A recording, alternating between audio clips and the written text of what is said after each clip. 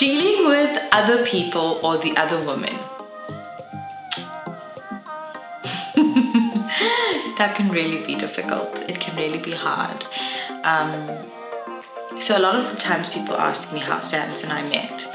And we met after he had separated from his ex, and we got together. So when I met him, he was like already in a situation. He was already like, it was complicated and it was almost like a no-go area.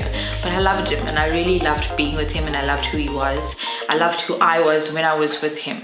And that was really beautiful. Like, he made me feel the most beautiful I've ever felt. And he was going through the most. I think in any situation when infidelity is there and it's not him, so when infidelity is there, I think it can really test someone, and you're dealing with a situation of where somebody's so untrusting, and you got to teach them how to trust again. You got to teach them how to love again, how to really not feel betrayed. Like, it was very difficult, but I think it was really beautiful.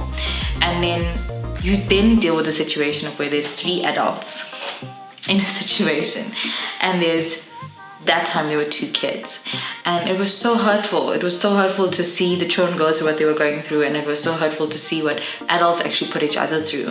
And being on the outside looking in, there were moments where I'm so glad that I was that voice of clarity for Sans. Like, I would actually say to him something like, look at what you are doing before you do something. You know, always look at the situation at hand and see that it doesn't just impact one person, it impacts everyone.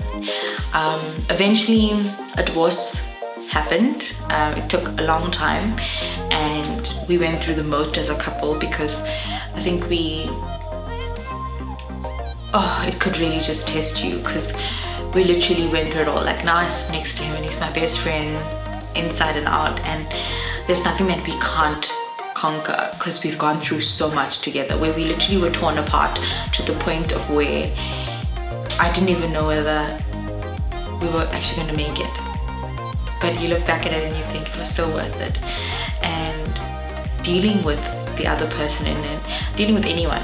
Remember, if you want something so badly and you've made a mistake in your life and you understand you've made a mistake, sometimes when you lose something, you realize what you had, and then you want it back, and then you don't care how much of upheaval or how much of pain you cause anyone else.